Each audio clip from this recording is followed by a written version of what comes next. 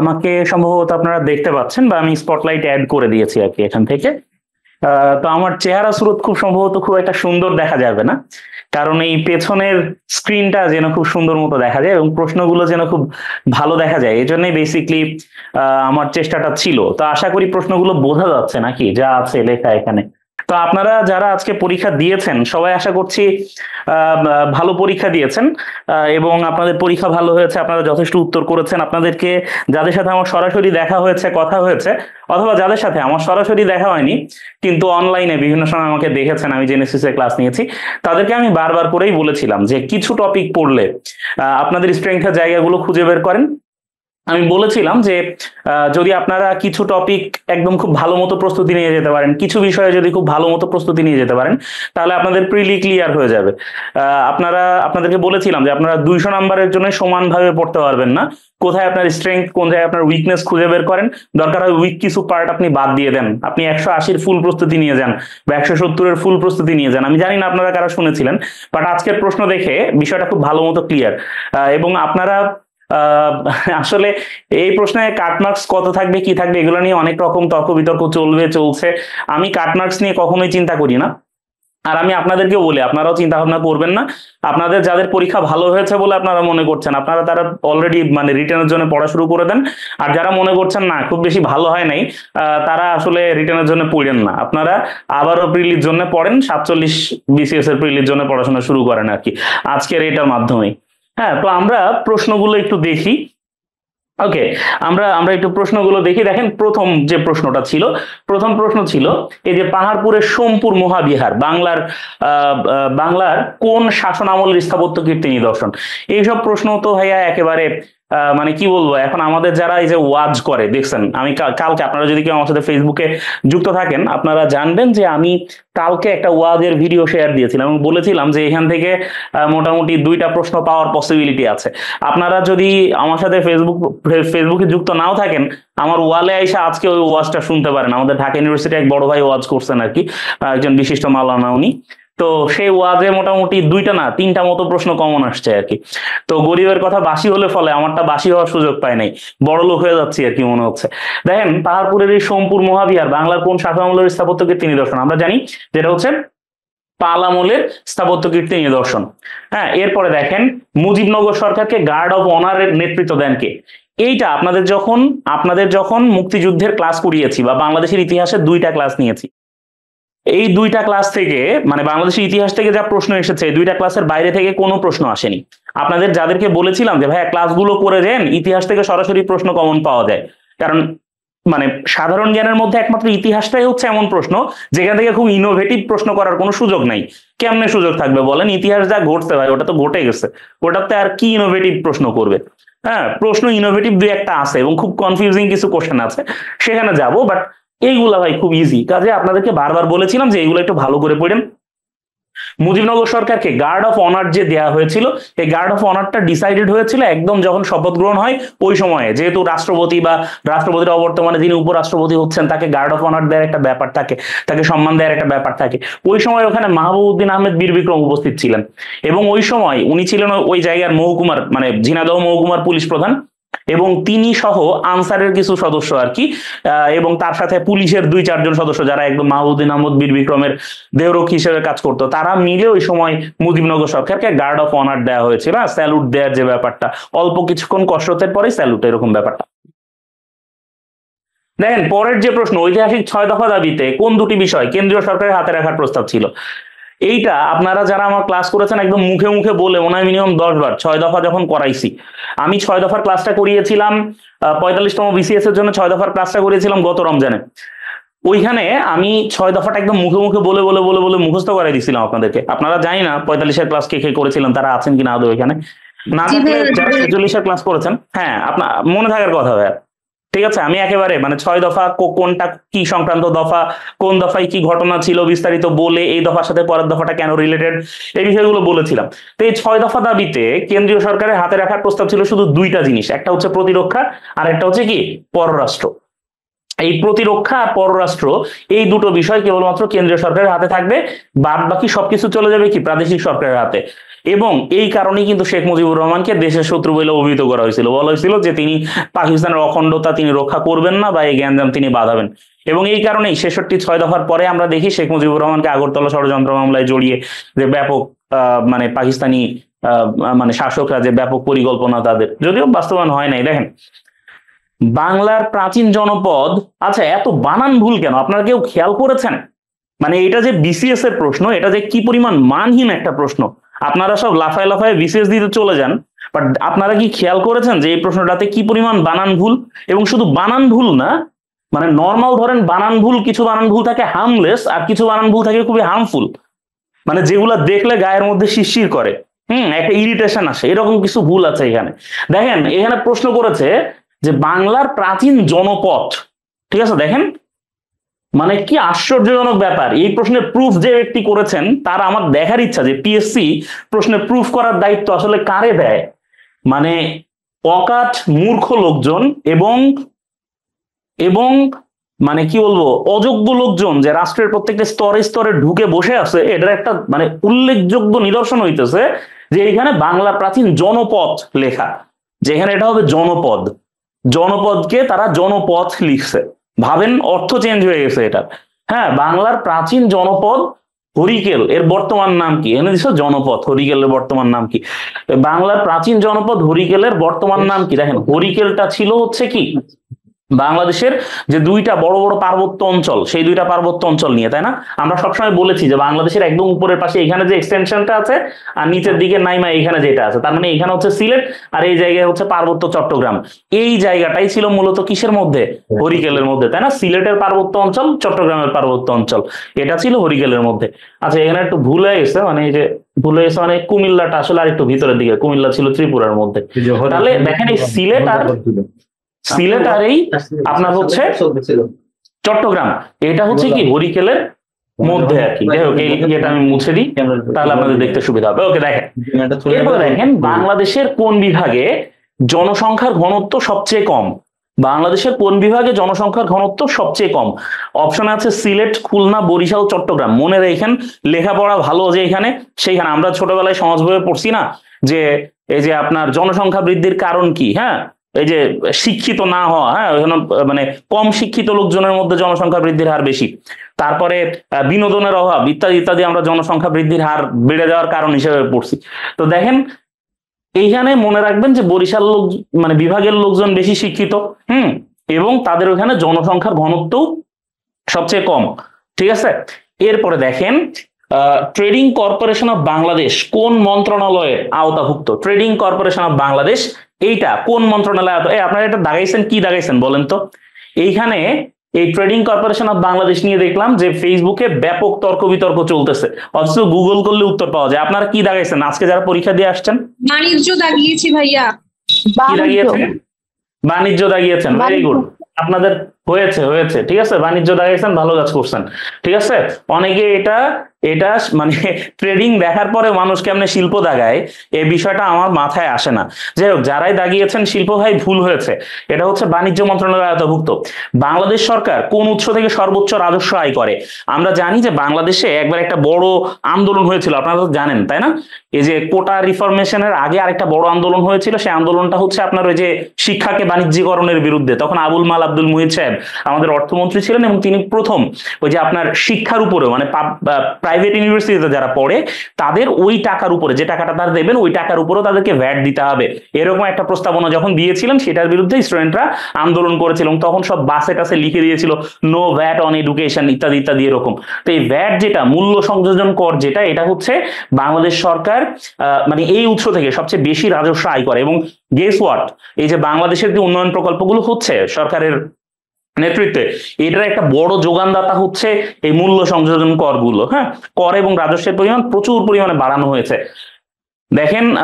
এবং এইখানে মানে আমাদের আবুল মাল আব্দুল মুহিত সাহেব মানে তার একটা ব্রেন চাইল্ড হচ্ছে এটা, যে এই মূল্য সংযোজন কর বৃদ্ধি বিভিন্ন জায়গায় কোথায় কোথায় কর বসানো যায় এই ব্যাপারগুলো খুঁজে বের করে করে করা হয়েছে আর কি।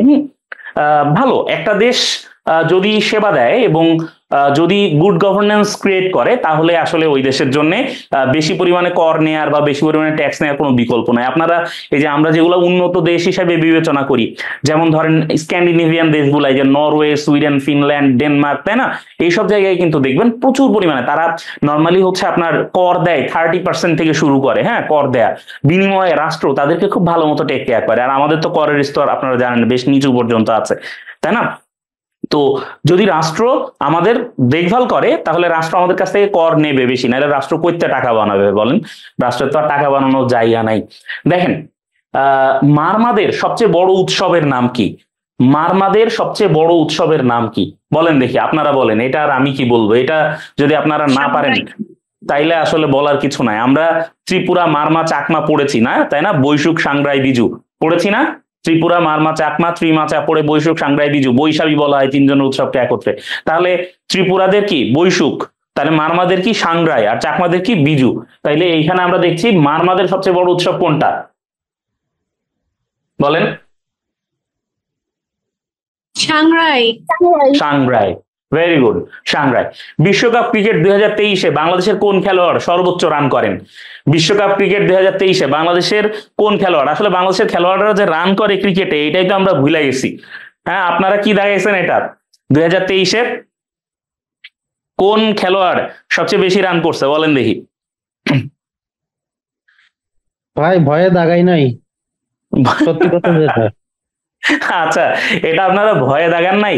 ওই যে বললাম যে বাংলাদেশের ক্রিকেটাররা যে রান করতেছে, ঠিক আছে, এটা ভাবতেই তো আসলে আমাদের একটু ভয় ভয় লাগে, লাগে না বলেন? লাগে, হ্যাঁ। তাইলে এটা কি দাগাইছেন বা কে দাগাইছেন বলেন? আচ্ছা, টাকাই নাই। আপনারা কেন দাগান নাই ভাই? এই বছর 2023-এ একটা বুড়ো হাড়ের ভেলকি দেখাইলেন না একজন ভদ্রলোক? হ্যাঁ, বুড়ো হাড়ের ভেলকি দেখাইলেন না একজন ভদ্রলোক? দেখাইছেন? উত্তর তো হ্যাঁ, যিনি মাহমুদুল্লাহ রিয়াদ বিশ্বকাপে পরে চান্স জানি। পাওয়ারই কথা ছিল না, বিশ্বকাপ স্কোয়াডে তিনি প্রথমে ছিলেন না, বিশ্বকাপ স্কোয়াডে তাকে বিশেষ বিবেচনায় ফিরিয়ে আনা হয়েছে। কে সেই ভদ্রলোক? লিটন দাস, মুশফিকুর রহিম, সাকিব আল হাসান নাকি মাহমুদুল্লাহ রিয়াদ? কে সেটা? রিয়াদ। সেটা হচ্ছে মাহমুদুল্লাহ রিয়াদ, ঠিক আছে, যিনি এসে সেঞ্চুরি করলেন, ঠিক আছে। আচ্ছা, বাংলাদেশের পররাষ্ট্রনীতি সংক্রান্ত নির্দেশনা। আপনারা জানেন যে বাংলাদেশের পররাষ্ট্রনীতি হচ্ছে খুবই ফ্রেন্ডলি একটা পররাষ্ট্রনীতি, যেখানে বলা হচ্ছে যে যদি আপনি ইয়ে করেন, এই যে মানে বাংলাদেশ কি করবে, যে কোনো দেশের সাথে কনফ্লিক্ট হলেও সেটা একদম অহিংসভাবে মানে মোকাবেলার চেষ্টা করবে, সকল দেশের সাথে বন্ধুভাবাপন্ন হবে। এইটা কত অনুচ্ছেদে উল্লেখ করা হয়েছে? বাংলাদেশের পররাষ্ট্রনীতি সংক্রান্ত অনুচ্ছেদ কত অনুচ্ছেদ বলেন? 25 নাম্বার অনুচ্ছেদ যেটা বাংলাদেশের, এটা সরাসরি সংবিধান থেকে আসা প্রশ্ন। পররাষ্ট্রনীতি সংক্রান্ত অনুচ্ছেদ হচ্ছে 25 নাম্বার অনুচ্ছেদ। এরপরে দেখেন, বলা হচ্ছে যে মাতৃপ্রধান পরিবার ব্যবস্থার প্রচলন কোন জাতিসত্তায় রয়েছে? আমরা জানি যে বাংলাদেশে যে উপজাতিগুলো বাস করে, বাংলাদেশে যে উপজাতি বা ক্ষুদ্র নৃগোষ্ঠী বাস করে, তার মধ্যে বেশিরভাগই হচ্ছে কি পিতৃতান্ত্রিক, দুইটা কি মাতৃতান্ত্রিক, সেই দুইটা কি? গারো, খাসিয়া। খাসিয়া, হ্যাঁ, খুবই কমন প্রশ্ন, গারো আর খাসিয়া। তাহলে মাতৃপ্রধান পরিবার ব্যবস্থার প্রচলন রয়েছে গারোদের মধ্যে। অ্যাটর্নি জেনারেল, এইটা ভাই ব্যাপকভাবে ভুল করেছেন আপনারা। অ্যাটর্নি জেনারেল রাষ্ট্রের কোন অংশের কর্মকর্তা? এটা কিভাবে নির্বাহী বিভাগ হয় সেটাই নাকি লোকজন বুঝতে পারতেছে না। আরে ভাই, অ্যাটর্নি জেনারেল সংক্রান্ত যে ধারাটা বা অ্যাটর্নি জেনারেল নিয়োগ সংক্রান্ত যে অনুচ্ছেদ, সেটাই তো হচ্ছে আপনার চতুর্থ ভাগের মানে নির্বাহী বিভাগের ভেতরে, তাই না? তাহলে অ্যাটর্নি জেনারেল কোন কোন অংশের হবেন? নির্বাহী বিভাগের হবেন, এটাই তো স্বাভাবিক। মানে আপনারা আসলে যদি সংবিধান পড়ে থাকেন তাহলে তো বিষয়টা খুবই সিম্পল। এই বিষয়টা অবশ্য হ্যাঁ আপনাদের জন্য সিম্পল না, কারণ পরীক্ষার হলে বসে আসলে বিষয়টা এত মানে এভাবে চিন্তা করা কঠিন। এ কারণে অনেকে এটা উল্টাপাল্টা দাগায় রেখে চলে আসছেন, অনেকে বিচার বিভাগ দাগাইছেন। হ্যাঁ, বিচার বিভাগ দাঁড়িয়েছেন যে আসলে অ্যাটর্নি জেনারেল কি আইন কর্মকর্তা, কিন্তু অ্যাটর্নি জেনারেল হচ্ছে রাষ্ট্রের আইন কর্মকর্তা, এই কারণে যে উনি নির্বাহী বিভাগের কর্তৃক মানে নির্বাহী বিভাগ কর্তৃক নিযুক্ত আর কি। এই বিষয়টা আসলে অনেকেই ভুলেই গেছেন আর কি। দেখেন, প্রশ্ন সামান্য একটু চেঞ্জ করে দিয়েছে। বাংলাদেশের কোন নদী কার্প জাতীয় মাছের রেণুর প্রধান উৎস? এইখানে বলা হয় যে বাংলাদেশে তো রেণু পাওয়াই যায়, আপনারা জানেন যে মূলত হচ্ছে দুইটা জায়গাতে, এর মধ্যে নদী হচ্ছে একটা, সেই নদীটা হচ্ছে হালদা নদী, ঠিক আছে। হালদা নদীকে এই যে আপনারা জানেন যে নানা কিছুতে ভূষিত করা হয়েছে, কিসে? বঙ্গবন্ধু মৎস্য হেরিটেজ বলা হচ্ছে হালদা নদীকে। আর হালদা নদীর পাশাপাশি আপনারা জানেন যে এখন ওই যে একটা লেক আছে না আমাদের, কাপ্তাই লেক, সেই কাপ্তাই লেকেও কার্প জাতীয় মাছের মানে ডিম পাওয়া যায় বা রেণু পাওয়া যায়, পোনা পাওয়া যায়, ঠিক আছে। তো একমাত্র নদী যেটাতে কাপ জাতীয় মাছের রেণুর পাওয়া যায় সেটা হচ্ছে কি হালদা, মানে মূলত উল্লেখযোগ্য হারে পাওয়া যায় কেবল হালদাতেই। বদ্বীপ পরিকল্পনা বা ডেল্টা প্ল্যান, এখান থেকে আসা কোনোভাবেই মিস যাবে না প্রশ্ন, আপনাদেরকে বলেছিও ক্লাসে। বদ্বীপ পরিকল্পনা 2100-তে 100 বছর মেয়াদী পরিকল্পনা ছিল, নেদারল্যান্ডস এর কাছ থেকে নেওয়া ছিল এবং 6টা হটস্পটে ভাগ করা হয়েছে, 6টা হটস্পটে ভাগ করা হয়েছিল এটাকে। বাংলাদেশের সংবিধান প্রণয়ন কমিটির একমাত্র নারী সদস্য, সংবিধান থেকে আসা সবচেয়ে সহজ প্রশ্ন দুইটা, একটা হচ্ছে একমাত্র বিরোধী দলীয় সদস্য কে ছিলেন, আর একটা হচ্ছে একমাত্র নারী সদস্য কে ছিলেন, সেই সহজ প্রশ্ন থেকেই দিয়েছে। বেগম রাজিয়া বানু ছিলেন একমাত্র নারী সদস্য। পরের প্রশ্নটা দেখেন, বলেছে কৃষ্ণ গহ্বর নিয়ে কোন বাঙালি বিজ্ঞানী গবেষণা করেছেন? কৃষ্ণ গহ্বর নিয়ে কোন বাঙালি বিজ্ঞানী গবেষণা করেছেন? কৃষ্ণ গহ্বর, হ্যাঁ, বা ব্ল্যাক হোল যেটা, আচ্ছা দুঃখিত, কৃষ্ণ গহ্বর বা ব্ল্যাক হোল যেটা, এইটা নিয়ে গবেষণা করেছেন একজন বাঙালি বিজ্ঞানী, যার নাম হচ্ছে জামাল নজরুল ইসলাম। বলা হয় জামাল নজরুল ইসলামের সাথে নাকি স্টিফেন হকিং এর খুব ভালো সম্পর্ক ছিল, নাকি না আমি তাদের দুজনে একসাথে ছবিও দেখেছি, তাহলে ভালো সম্পর্ক অবশ্যই ছিল। ইভেন স্টিফেন হকিং যখন সুস্থ ছিলেন তখন নাকি জামাল নজরুল ইসলামের বাসায় তিনি দাওয়াত খাইতে আসছিলেন, মানে বাংলাদেশে না, চট্টগ্রামে না, বিদেশে যখন ছিলেন আর কি, ইউকেতে যখন ছিলেন তখন। কোন ক্ষেত্রে অবদানের জন্য প্রধানমন্ত্রী শেখ হাসিনা 2016 সালে প্ল্যানেট 50-50 চ্যাম্পিয়ন পদক পান? এইটাও বহুত মানুষ ভুল করছে। আমি পার্সোনালি, আমাকে দুইজন নক দিয়ে জিজ্ঞেস করলো স্যার এটার উত্তর কি হবে, বেশিরভাগ দাঁড়াইছে শিশু মাতৃহার হ্রাস। আরে ভাই, শিশু মাতৃহার হ্রাসের জন্য মূলত এই যে মাননীয় প্রধানমন্ত্রী পাইছেন হচ্ছে, আমরা পাইছি হচ্ছে এমডিজি পুরস্কার, মিলেনিয়াম ডেভেলপমেন্ট গোলস পুরস্কার। আর প্ল্যানেট 50-50 চ্যাম্পিয়ন যেটা, সেটা হচ্ছে নারীর ক্ষমতায়ন, ঠিক আছে, সেটা হচ্ছে নারীর ক্ষমতায়নের কারণে মাননীয় প্রধানমন্ত্রী নারীর ক্ষমতায়নে বিশেষ ভূমিকা রেখেছেন, হ্যাঁ, তার সময়কালে, তার রেইনে। এই জন্য যেটা হয়েছে সেটা হচ্ছে এই নারীর ক্ষমতায়নের জন্য তিনি প্ল্যানেট 50-50 পুরস্কার পেয়েছেন। আর শিশু মৃত্যুহারের জন্য সেটা আরো আগে 11তে না 12তে যেন এমডিজি পুরস্কার পেলেন আর কি। ওকে, এরপরে আমরা একটু দেখে নিই পরের প্রশ্ন, 18 নম্বর প্রশ্ন। বাংলাদেশের দ্বিতীয় প্রেক্ষিত পরিকল্পনার মেয়াদ, বাংলাদেশের দ্বিতীয় প্রেক্ষিত পরিকল্পনার মেয়াদ কবে শেষ হবে? এটা হচ্ছে প্রশ্ন। দেখেন, দ্বিতীয় প্রেক্ষিত পরিকল্পনার মেয়াদ কবে শেষ হবে? আমরা জানি যে দ্বিতীয় প্রেক্ষিত পরিকল্পনার মেয়াদ এটা হচ্ছে মূলত 20 বছর মেয়াদী, এটা শুরু হয়েছে 21-এ, তাহলে 2041-এ এটার মেয়াদ শেষ হয়ে যাবে, 2041 এটার মেয়াদ শেষ হবে। 2022-23 অর্থ বছরে বাংলাদেশ কোন দেশ থেকে পণ্য রপ্তানি বাবদ সবচেয়ে বেশি আয় করেছে? বাংলাদেশ সবচেয়ে বেশি পণ্য আমদানি করে চীন থেকে টাকার অঙ্কে, আর পণ্যের অঙ্কে আলু, পটল, পেঁয়াজ এইগুলো আমদানি করে ভারত থেকে, ঠিক আছে। আর রপ্তানির ক্ষেত্রে বাংলাদেশ একক দেশ হিসাবে সবচেয়ে বেশি রপ্তানি করে হচ্ছে যুক্তরাষ্ট্রে, এবং এই রপ্তানি পণ্যের মধ্যে সবচেয়ে বেশি হচ্ছে তৈরি পোশাক। আমরা এই বিষয়গুলো পড়েছি, তাই না? আপনারা যারা সাম্প্রতিক অংশটা কালেক্ট করেছিলেন আমার মনে হয় উপকৃত হয়েছেন যথেষ্ট, হ্যাঁ, কারণ প্রচুর পরিমাণে সাম্প্রতিক তথ্য এগুলোর মধ্যে ইনক্লুডেড আছে। দেখেন, বাংলাদেশের নবীনতম নদী কোনটি? যদি কেউ এটার উত্তর নাও জেনে থাকেন, তাও যদি অপশনগুলো একবার মনোযোগ দিয়ে দেখতেন, আপনাদের প্রশ্নটা পারার কথা। কেন বলছি? অপশন ছিল পদ্মা, যমুনা, মেঘনা। দেখেন, এই তিনটারই এর আগের পূর্ব নাম আছে এবং এরা বাংলাদেশের প্রাচীনতম নদীগুলোর মধ্যে একটা। ইভেন এরা এতই প্রাচীন, এতই প্রাচীন, এতই প্রাচীন যে এদের কথা হিন্দু পুরাণে বর্ণিত আছে। আপনারা শুনেছেন এই যে আপনারা যদি ইয়ে পড়েন, গীতা বা রামায়ণ পড়েন, হ্যাঁ, বা হিন্দু পুরাণ যেটা আছে পড়েন, ওখানে আপনারা পাবেন যে হরিচরণচ্যুতা গঙ্গা, আপনারা সত্যেন্দ্রনাথ দত্তের কবিতা পড়লে পাবেন, হ্যাঁ, সত্যেন্দ্রনাথ দত্ত লিখছেন ওই যে ঝর্ণা যে কবিতাটা আছে সেখানে তিনি লিখছেন হরিচরণচ্যুতা গঙ্গার প্রায় গো। এই যে হরিচরণচ্যুতা গঙ্গা, হরিচরণচ্যুতা কেন বলা হচ্ছে গঙ্গাকে? আচ্ছা, কেন বলা হচ্ছে সেটা বলছি। মূলত গঙ্গাই তো হচ্ছে পদ্মা, তাই না? আর এই যমুনা, মেঘনা এগুলা নিয়েও, যমুনা কিন্তু হচ্ছে একটা পৌরাণিক চরিত্র এবং হিন্দুদের, মানে হিন্দুরা হচ্ছে দেবী হিসাবে তার আরাধনা করে, হ্যাঁ। তারপরে এই যে মেঘনা যেটা, এই প্রত্যেকটারই এইরকম ডিফারেন্ট ডিফারেন্ট মানে ঘটনা আছে আর কি। আর হরিচরণচ্যুতা গঙ্গা বলা হচ্ছে কারণ গঙ্গাকে হরির চরণ থেকে চ্যুত করা হয়েছে, রাধা এসে লাথি মারছিল গঙ্গাকে বা পদ্মাকে, এই জন্য পদ্মা ওখান থেকে বেঁকে গেছে, এই জন্য পদ্মাকে বলা হচ্ছে হরিচরণচ্যুতা। এটা অনেক ইন্টারেস্টিং কাহিনী আছে আর কি। তো দেখেন, এই নবীনতম নদী, তাইলে এই তিনটার কোনোটা তো নবীনতম, নবীন মানে কি নতুন হওয়ার চান্স নাই, এরা বহুত পুরানো। ইভেন বাংলাদেশ সৃষ্টির বহু আগের তে, বাংলাদেশ নাই, বঙ্গীয় এলাকা সৃষ্টি, এটা তো জাস্ট 3.5, 4, 5 হাজার বছর আগের ঘটনা, আর এর বহুত আগের ঘটনা হচ্ছে এইগুলা, ঠিক আছে। তাইলে দেখেন, এই জিঞ্জিরাম যেটা, সেই জিঞ্জিরাম হচ্ছে নবীনতম নদী। তাছাড়া তো আর কোনো কিছু অপশনে নাই, দাগাবেন কোনটা, এটাই দাগাইতে হবে। কাজে যারা জিনজিরাম দাগাইছেন হইছে। মুজিব একটি জাতির রূপকার চলচ্চিত্রের পরিচালক, এটা আর কতবার কত জায়গায় আসবে তার কোনো ঠিক নাই। শ্যাম বেনেগাল, বঙ্গবন্ধু শেখ মুজিবুর রহমান, জাতিসংঘ সাধারণ পরিষদ 1974 সালের 25 সেপ্টেম্বর, তাই না, বাংলায় বক্তৃতা দেন। ওকে, এরপরে আমরা দেখি দ্য ফরশ্যাডোয়িং অফ বাংলাদেশ গবেষণা গ্রন্থটির লেখক হচ্ছেন আমাদের হারুনুর রশিদ স্যার। এই যে এরপরে বাংলাদেশের প্রথম রাষ্ট্রপতি ছিলেন বঙ্গবন্ধু শেখ মুজিবুর রহমান। আশা করি এখন কেউ ভুল করেন নাই অস্থায়ী রাষ্ট্রপতি আর রাষ্ট্রপতির বিষয়টা, এগুলো অনেক পুরনো ব্যাপার। দ্বাদশ জাতীয় সংসদ নির্বাচনে ভোটার উপস্থিতির হার ছিল 41.8, যেটা সিইসি আমাদেরকে জানাচ্ছেন যেটা 41.8 ছিল। ঠিক আছে, এরপরে আমরা দেখছি বাংলাদেশ সংবিধানের কত নম্বর অনুচ্ছেদ অনুযায়ী রাষ্ট্রপতি প্রধান বিচারপতিকে নিয়োগ দেন। একদম বিগত বছরের প্রশ্ন থেকে আসা, এবং বিসিএস এও এই প্রশ্ন কয়েকবার এসেছে।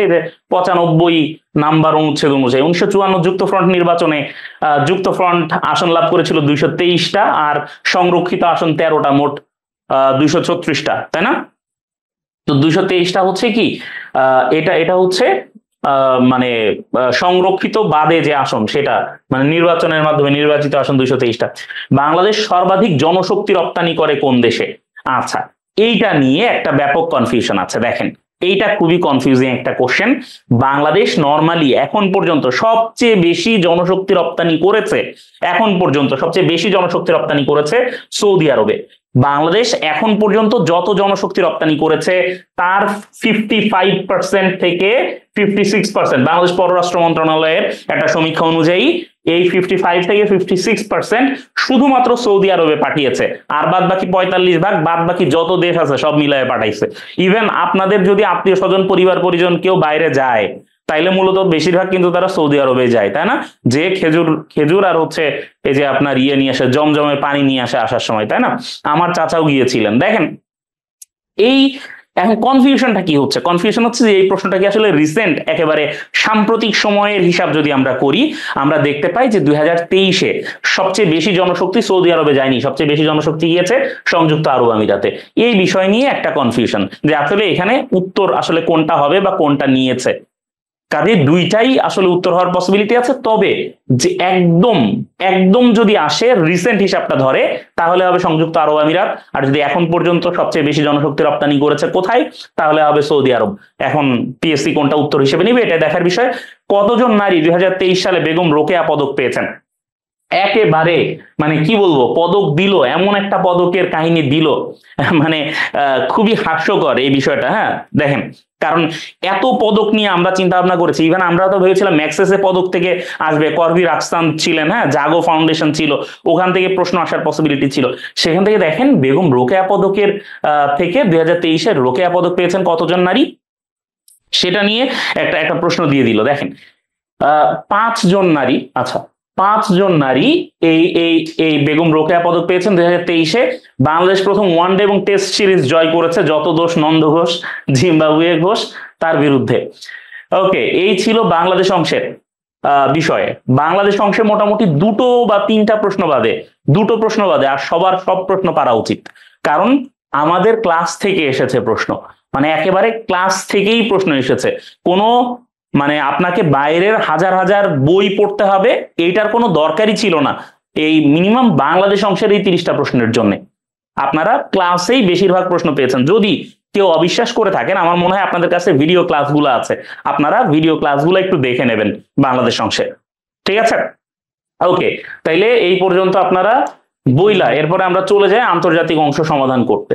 আন্তর্জাতিক অংশ সম্ভবত এই দিকে কোথাও আছে, এখানে আছে না, এই যে 100-তে মনে হয় শুরু হয়েছে। তাহলে দেখেন, এই যে 101 থেকে শুরু হয়েছে আন্তর্জাতিক অংশ। তাহলে আমরা আন্তর্জাতিক অংশ একটু সমাধান করে নিই, করে তারপরে একবারে আপনাদের প্রশ্ন যদি কিছু থাকে সেগুলা নেব। আন্তর্জাতিক অংশে একটা প্রশ্ন নিয়ে আমি নিজেই ব্যাপক ভুগছি, দীর্ঘ সময় ধরে গবেষণা চালায় ওটা সঠিক উদ্ধার করতে পারছি কিনা কে জানে। দেখেন, 101 নম্বর যে প্রশ্নটা, এইখানে কোন দিনটি বিশ্ব শরণার্থী দিবস হিসেবে পালিত হয়? বিশ্ব শরণার্থী দিবস হিসেবে পালিত হয় আমরা জানি জুন মাসের 20 তারিখ। এটাকে বিশ্ব শরণার্থী দিবস হিসেবে পালন করা হয়। দেখেন এবছর শরণার্থীদের থেকে প্রশ্ন আসা, এটা আসলে একটা কমন সিনারিও বা এটা আসা দরকার ছিল, কারণ আপনারা জানেন যে বৈশ্বিক যে শরণার্থী পরিস্থিতি সেগুলোর অবনতি হচ্ছে। কুর্দিরা দিনকে দিন তুরস্কের ভেতরে ঢুকে যাচ্ছে, তাই না, মানে শরণার্থীরা। তারপরে সিরিয়া এবং মানে ইরাকের যে কুর্দিদের কথা বললাম, এরা তুরস্কে তো বিশাল শরণার্থী শিবির। বাংলাদেশে আপনারা দেখেছেন রোহিঙ্গারা এসে তো বসে আছে, যাওয়ার নাম নাই, শরণার্থী শিবির। এরপরে এই যে আপনারা দেখেছেন পুরা ফিলিস্তিনের যে গাজা উপত্যকার একটা বিশাল জনগোষ্ঠী বর্তমানে শরণার্থী হয়ে মিশর টিশর বিভিন্ন দিকে মুভ করার চেষ্টা করছে এবং গাজার উপরে একেবারে দোজক নামায় ফেলছে ইসরায়েল, তাই না? তাহলে আমরা এই ক্লাসে মানে আমি ব্যক্তিগতভাবে গাজায় ইসরায়েলি আগ্রাসনের যে মানে ইসরায়েলের যে আগ্রাসন, এটা একটা মানে আমার পক্ষ থেকে একটা প্রতিবাদ জানায় রাখলাম আর কি, ঠিক আছে? আপনারাও নিজের জায়গা থেকে দেখেন, মনে রাখবেন হারুকি মুরাকামি বলেছেন যে যদি এমন হয় যে মানে হারুকি মুরাকামি যেটা বলেছেন সেটা আমি কোট আনকোট না করি, তিনি বলেছেন তিনি সবসময় নির্যাতিতার পক্ষে। সেটা নির্যাতিত তারা ভুল ঠিক তারা কি করেছে কি করে নাই এটা অন্য কথা, কিন্তু যদি দুই পক্ষ মারামারি করে তার মধ্যে যে দুর্বল থাকবে মুরাকামি তার পক্ষে থাকবেন, এটা তিনি বলেছেন। কাজেই আমরাও দুর্বলের পক্ষে থাকবো এবং অন্তত এই চিন্তাটা করে আমরা ফিলিস্তিনের জন্য দোয়া করি, ঠিক আছে? দেখেন তাইলে শরণার্থী থেকে প্রশ্ন আসা খুবই কমন ছিল। জাতিসংঘ মাদক অপরাধ সংক্রান্ত সংস্থা, এইটা খুবই আনএক্সপেক্টেড ছিল যে জাতিসংঘ মাদক অপরাধ সংক্রান্ত সংস্থা ইউএনও ডিসির প্রধান কার্যালয় কোথায়। আসলে আমরা বিভিন্ন কার্যালয় পড়িয়েছি, কিন্তু এইটা আমি সবসময় অ্যাভয়েড করার চেষ্টাই করেছি, মানে খুব বেশি এইটাই প্রশ্ন আসলে জাতিসংঘের সদর দপ্তরের জন্য বা ইয়ের জন্য খুব বেশি ইম্পর্টেন্ট না, একটু আনকমন প্রশ্ন হয়েছে। ভিয়েনাতে অবস্থিত। বাংলাদেশ ভারত স্থল সীমান্ত সম্পর্কিত প্রোটোকল, আপনারা সবাই এটা ভুল করছেন মনে হয় গড়ে। এই প্রোটোকল বলছে ভাই, এটা কিন্তু চুক্তি বলে নাই। দেখেন চুক্তি হইলে 74 হইতো, আপনারা সবাই গণহারে 74 দাগাইছেন, কেউ কেউ 15 দাগায় দিয়ে আসছেন যে তাহলে একটু রিসেন্টের দিকে দিই, কিন্তু আসলে এই প্রোটোকলটা হয়েছে 2011 সালে স্বাক্ষর, ঠিক আছে? প্রোটোকল হইলে 2011 হবে। যদি এখানে বলতো চুক্তি, চুক্তি হয়েছে 1974-এ, স্থল সীমান্ত সংক্রান্ত চুক্তি বাংলাদেশ ভারতের মধ্যে, ঠিক আছে? আর এই চুক্তি বাস্তবায়ন হয়েছে 15 যে আপনার 31 জুলাই মধ্যরাতের পরে, তারপরে ছিটমহল টিটমহল সব দূর হয়ে গেছে। এরপর দেখেন আলেপ্পো শহর, আলেপ্পো, হামা, এগুলো হচ্ছে সিরিয়ার শহর, ঠিক আছে? আপনারা যদি ইভেন এই ছোটবেলায় আলিফ লাইলা দেখে থাকেন তাও পারার কথা এটা, কারণ আলিফ লাইলায় আলেপ্পো শহরের কথা বারবার বলা হইতো। এরপরে দেখেন এই যে 105 নাম্বারে আমরা দেখতে পাচ্ছি একটা প্রশ্ন আছে এখানে, উন্নয়নশীল দেশসমূহের বৈশ্বিক জোট G77, হ্যাঁ G77 এর বর্তমান সদস্য সংখ্যা কত? তাইলে G77 এর বর্তমান সদস্য সংখ্যা কত এটা জানতে চাইছে। দেখেন G77 এর বর্তমান সদস্য সংখ্যা মূলত 134, ঠিক আছে? যা আমার জানা মতে 134, এখন এখানে 135 আছে এর সবচেয়ে কাছের, তাইলে 135 যারা দাগাইছেন তাদেরটা সঠিক বলে মনে করা হইতেছে। 2030 সালের মধ্যে বিশ্বের দরিদ্র নারী পুরুষ শিশুর সংখ্যা অর্ধেক নামিয়ে আনতে হবে, এটা টেকসই উন্নয়ন লক্ষ্যমাত্রার কোন অভিষ্ট লক্ষ্য? আপনারা কি দাগাইছেন এটা বলেন তো, টেকসই উন্নয়ন লক্ষ্যমাত্রার কোন অভিষ্ট লক্ষ্য এটা? আচ্ছা, তো দেখেন 2030 সালের মধ্যে বিশ্বের দরিদ্র নারী পুরুষ শিশুর সংখ্যা অর্ধেক নামিয়ে আনতে হবে, এইটা টেকসই উন্নয়ন লক্ষ্যমাত্রায় কোন অভিষ্ট লক্ষ্য?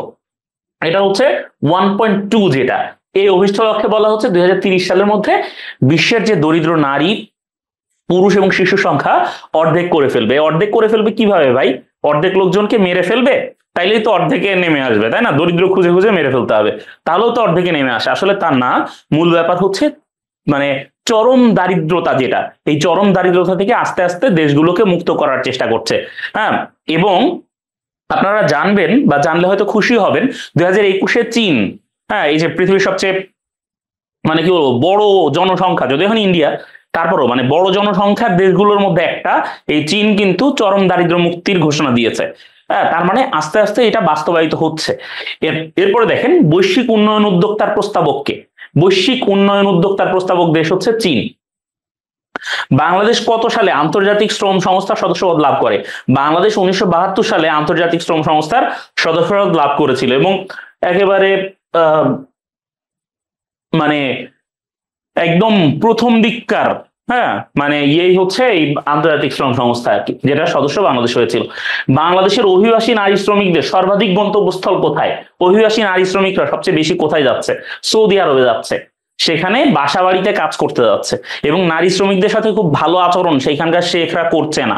এই ব্যাপারগুলো নিয়েও নানা রকম প্রতিবেদন, নানা রকম অনেক কিছু আমরা দেখছি। নারীরা ফেরত চলে আসতে যাচ্ছে, তাদেরকে ফেরত আসতে দেওয়া হচ্ছে না, এরকম ব্যাপারও দেখেছি। তাদের উপর ডোমেস্টিক ভায়োলেন্সের ঘটনাও আমরা দেখছি, তাই না? এরকম অনেকগুলো ব্যাপার হচ্ছে। এরপরে দেখেন COP28 সম্মেলন, যেটা এই সম্মেলনটি কি সংক্রান্ত? COP28 মানে কি ভাই? COP28 মানে হচ্ছে 28তম জলবায়ু সম্মেলন। তাহলে এই COP28 সম্পর্কিত যে সম্মেলন, এই সম্মেলনটা হচ্ছে কি জ্বালানি নিরাপত্তা বিষয়ক মূলত, তাই না? COP28 বা 28তম যে জলবায়ু সম্মেলন, এই 28তম জলবায়ু সম্মেলনে মূলত কি নিয়ে আলোচনা করা হয়েছে? 28তম জলবায়ু সম্মেলনে মূলত কি নিয়ে আলোচনা করা হয়েছে বলেন তো? জ্বালানি নিরাপত্তা এবং জৈব জ্বালানির ব্যবহার, হ্যাঁ, কেমনে বায়োফুয়েল, এই বায়োফুয়েলের ব্যবহার কেমনে কমানো যায়, জৈব জ্বালানির ব্যবহার কিভাবে কমানো যায়, ইলেকট্রিক ভেহিকেলকে উৎসাহিত করা হয়েছে এই 28তম মানে জলবায়ু সম্মেলন বা COP28 সম্মেলনে। এরপরে দেখেন বৈশ্বিক সন্ত্রাসবাদ সূচক 2023 অনুযায়ী কোন দেশটি সবচেয়ে বেশি সন্ত্রাসবাদের ঝুঁকির মধ্যে? মানে এই যে সূচকগুলা করে, দেখেন বলা হচ্ছে আফগানিস্তান সবচেয়ে বেশি সন্ত্রাসবাদের ঝুঁকির মধ্যে। কেন? কারণ আফগানিস্তান শাসন করছে তালেবানরা, ঠিক আছে, এই জন্য। এরপরে দেখেন বৈশ্বিক শান্তি সূচক 2023 অনুযায়ী বিশ্বের সবচেয়ে শান্তিপূর্ণ দেশ কোনটা? এইটা অবশ্য সবসময় বেশিরভাগ সময় হচ্ছে আপনার ওই স্ক্যান্ডিনেভিয়ান দেশগুলোই থাকে। হ্যাঁ, শান্তি সূচকগুলো স্ক্যান্ডিনেভিয়ান দেশই থাকে। এই আইসল্যান্ড হচ্ছে সবচেয়ে শান্তিপূর্ণ দেশ। আরেকটা জিনিস হয়তো আপনারা জানেন যে সুখ সূচক নামে আরেকটা মানে এই শান্তি সূচকের জায়গায় সুখ সূচক ব্যবহার করে হচ্ছে আপনার ভুটান, এটা হয়তো আপনারা জানেন। এরপরে দেখেন 12 বিধি বা দ্য 12 টেবিলস কি? 12 বিধি বা 12 টেবিলস, আপনারা জানেন যে নর্মালি রোমান ল কে বলা হয় মাদার অফ অল ল, ঠিক আছে? মাদার অফ অল ল বলা হয় রোমান ল কে। আর এই রোমান লর মাদার বা রোমান লর ফাউন্ডেশন, এইটা হচ্ছে দ্য 12 টেবিল। হ্যাঁ, এই 12 টেবিল হচ্ছে রোমান আইনের ভিত্তি। এরপরে এই যে দেখেন আরেকটা জিনিস দেখেন, মানে ভুল কারে বলে, এবং যারা এই প্রশ্ন করেছেন বা যিনি প্রুফ দেখেছেন, আসলেই তার উপর আমার প্রচন্ড মেজাজ খারাপ হয়েছে প্রশ্নটা দেখে। এখানে প্রশ্ন করেছে সিয়াচেন হিমবার। দেখেন এটা তো সিয়াচেন হিমবাহ হয়, গ্লেসিয়ার, গ্লেসিয়ার হচ্ছে হিমবাহ, এখানে হিমবার দিছে। মানে উনি চকবার আইসক্রিম খান হয়তো, এই জন্য উনি মনে করছেন যেটা বারই হয় হয়তো, ঠিক আছে, উনি সিয়াচেন হিমবার দিয়েছেন। তাও হলো যে উনি চকবার লিখে দেন নাই, ঠিক আছে? এই সিয়াচেন হিমবাহ এইটা কোন দুইটা দেশের মধ্যে অবস্থিত? নর্মালি এই প্রশ্নটা আসে কিভাবে? প্রশ্নটা আসে যে পৃথিবীর সবচেয়ে উঁচু যুদ্ধক্ষেত্র, হ্যাঁ, এবং এই সিয়াচেন হিমবাহ নিয়ে ন্যাশনাল জিওগ্রাফিক ডিসকভারি এরা কিন্তু প্রচুর মানে ডকুমেন্টারি বানিয়েছে, ঠিক আছে, বিভিন্ন সময়। দেখেন এটা হচ্ছে মূলত মানে সিয়াচেন হিমবাহ বা সিয়াচেন গ্লেসিয়ার নিয়ে মানে দুইটা দেশ একদম কার্যত যুদ্ধরত অবস্থায় সামনাসামনি রয়েছে, এবং ওইটার শুধু ওইখানে মানে করার জন্য, নিজেদের দখল পোক্ত করার জন্য একটা দেশ তার খুব কাছাকাছি লাদাখে কি করেছে? তাদের বিমান ঘাঁটি বানিয়েছে। বলেন তো দেখি, এই লাদাখে বিমান ঘাঁটি বানানো নিয়ে এবং আনুষঙ্গিক এই বিষয় নিয়ে ওই দেশটা একটা মুভিও বানিয়েছে। সেই মুভিতে ঋত্বিক রোশন অভিনয়ও করেছেন।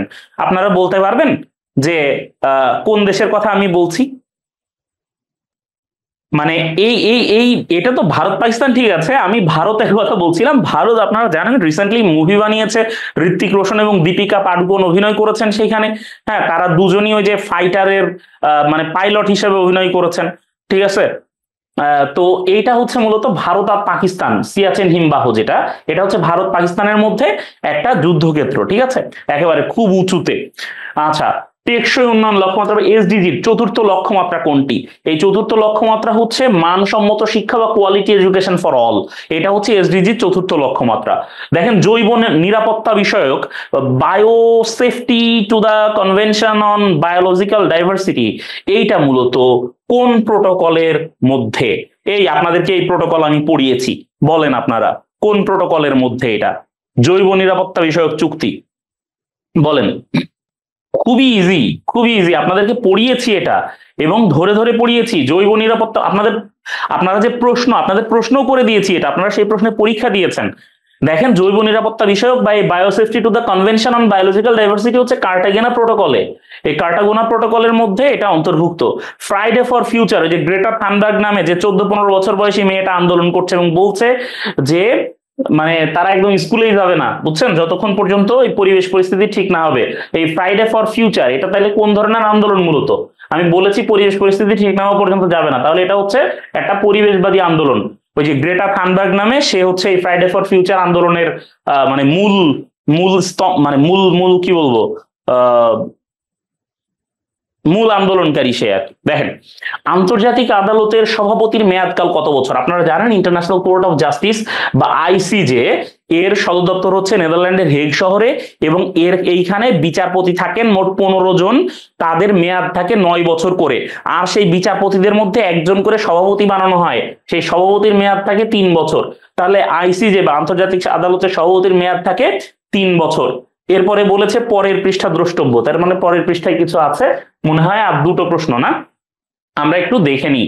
আচ্ছা দেখেন এইখানে 119 নাম্বার যে প্রশ্নটা, তার মানে আপনার 19 নাম্বার আন্তর্জাতিকের যে প্রশ্নটা সেটা হচ্ছে উত্তর আটলান্টিক চুক্তি। ভাই উত্তর আটলান্টিক মানেই তো নর্থ আটলান্টিক, আর চুক্তি হচ্ছে টি, আর এরপর যদি ও দিয়ে দিই তাইলে নেটো হয়ে যায়। তার মানে নেটোর যে আর্টিকেল আছে, নেটোর যে মানে কি বলবো ওই বিধিপত্র আছে, যেটা যে আর্টিকেল গুলা লিখার উপরে নেটো দাঁড়ায় আছে, হ্যাঁ ইটসেলফ, সেই নেটোর কত নম্বর ধারায় যৌথ নিরাপত্তার ধারণা, যেটার উপরে এই যৌথ নিরাপত্তার ধারণার উপরেই মূলত নেটো দাঁড়ায় আছে। নেটো কি বলতেছে? বলতেছে আপনি নেটোর যে কোনো একটা সদস্য দেশকে হামলা করলে তখন অন্য দেশগুলো কি মনে করবে? মনে করবে এই হামলাটা আপনি তাকেও করছেন। আপনি অন্য দেশটা ধরলেন কি ধরলেন না, ইট ডাজন্ট ম্যাটার, অন্য দেশগুলোকে মনে করতে হবে যে এটা তাদেরও ভূখণ্ডের উপর হামলা। তাইলে সেক্ষেত্রে তারা যেরকম রেসপন্স করতো তারা একইভাবে রেসপন্স করতে বাধ্য। নেটোর এই আর্টিকেলটাই হচ্ছে ক্রিটিক্যাল আর্টিকেল, বুঝতে পেরেছেন? না বাংলা তো হয়ে গেছে। আচ্ছা এটা হচ্ছে আর্টিকেল 5 উত্তর আটলান্টিক চুক্তির 5 নাম্বার আর্টিকেল। এইখানে যৌথ নিরাপত্তার ধারণা ব্যক্ত করা হচ্ছে, যেটা সবচেয়ে ইম্পর্টেন্ট ধারণা, যেটা আপনাদেরকে বলছিলাম। আর 120 নাম্বার লাস্ট প্রশ্ন, ভাই এই প্রশ্নটার উত্তর আসলে আমি খুবই কনফিউজড। এখানে বলেছে আন্তর্জাতিক সম্পর্কে কোন তত্ত্বটি আন্তর্জাতিক প্রতিষ্ঠানের কার্যকরী ভূমিকার বিষয়ে ইতিবাচক ধারণা প্রদান করে। দেখেন ইতিবাচক ধারণা প্রদান করে যখন বলেছে তখন আমার কাছে মনে হচ্ছে এটা উদারবাদ হবে, হ্যাঁ উদারবাদ হবে। তবে এখন উদারবাদটা আসলে আন্তর্জাতিক প্রতিষ্ঠানের কার্যকরী ভূমিকার ব্যাপারে ইতিবাচক ধারণা, উদারবাদ মূলত আসলে সকল বিষয়ে ইতিবাচক ধারণা প্রদান করে বা সকলকেই মূলত মানে এটা এটা তো আসলে মানে মূলত কি পজিটিভিজম আর কি, ঠিক আছে, এবং উদার নৈতিক দৃষ্টিভঙ্গির একটা ব্যাপার। তো এইটা হয় উদারবাদ হবে, না হয় কোনোটি নয় হবে, তবে উদারবাদ হওয়ার পসিবিলিটি সবচেয়ে বেশি। ঠিক আছে, এটা নিয়ে আমি নিজেও একটু কনফিউজড। আমি অবশ্যই চেষ্টা করব যে যদি এইটার আমি খুব ভালো মতো কোনো ব্যাখ্যা পাই বা খুব ভালো কোনো উত্তর এটা পাই তাহলে আপনাদেরকে জানিয়ে দেওয়ার জন্য। ঠিক আছে, আমার মোটামুটি 50টা প্রশ্নের সমাধান শেষ, এবং এইটাই মূলত মনে হয় আমার জন্য নির্ধারিত সেশন ছিল। তা আপনাদের যদি আর কারো কোনো প্রশ্ন থাকে বা কোনো বিষয়ে জিজ্ঞাসা থাকে তাহলে আপনারা করতে পারেন, আমরা একটু উত্তর দেওয়ার চেষ্টা করবো। আমার মনে হয় না প্রশ্ন আছে, আমি সবগুলো প্রশ্নই যথেষ্ট ব্যাখ্যা করার চেষ্টা করেছি, তারপরও আপনাদেরকে একটু সুযোগ দিচ্ছি। ভাইয়া ওকে, আশা করছি যে কারো প্রশ্ন নাই।